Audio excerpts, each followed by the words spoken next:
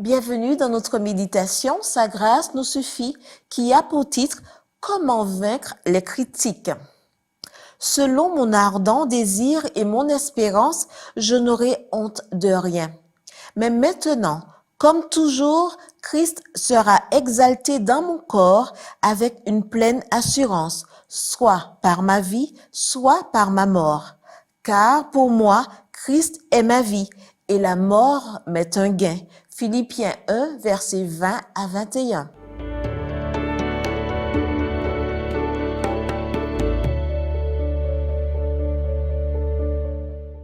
Sur quel motif sacré peut-on critiquer la vie et l'œuvre de Paul? Nous savons que même les religieux avaient et ont toujours des motifs fallacieux. Certains prêchaient sincèrement pour le salut, d'autres égoïstement pour la destruction. Certains cherchaient à compléter la grâce, d'autres à invalider la loi et l'obéissance. Alors que l'évangile du Seigneur mène à l'amour et à l'unité, l'évangile du diable mène à l'envie et au conflit.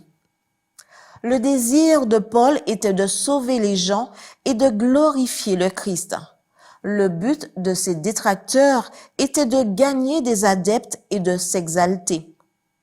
Pour ces derniers, la fonction se désintéresse de la mission.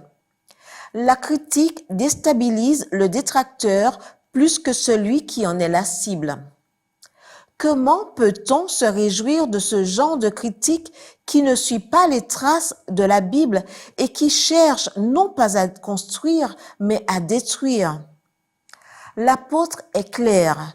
Il dit que son procès se termine par la délivrance grâce aux prières des frères et sœurs et à l'œuvre du Saint-Esprit. Paul ne dépendait pas des ressources limitées. Il comptait sur les ressources généreuses de Dieu.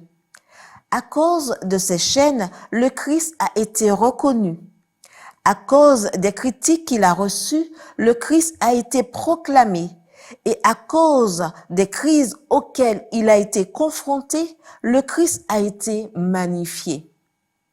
L'apôtre était plus préoccupé par le corps du Christ que par son propre corps. Il semble ostentatoire et orgueilleux de dire que nous allons magnifier le Christ.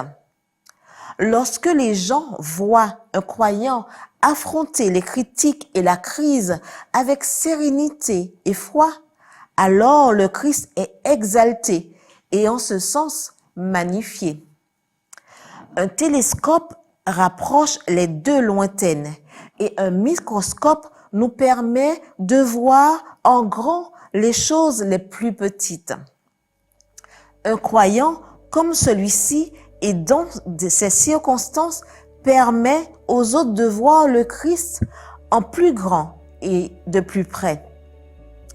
Tel est le degré d'identification du but de la vie et de la vie par rapport au but. C'est pourquoi Paul pouvait affirmer que sa vie était le Christ et que s'il devait mourir pour lui, cela aussi serait un gain. Maltbie Babcock, l'auteur du chant intitulé « This is my father's world », « Le monde appartient à mon père », s'est exprimé en ces termes. La vie, c'est ce pourquoi nous vivons. Pour certains, la vie est travail, argent, épanouissement, pouvoir ou gloire. Et pour vous, qu'est-ce que la vie?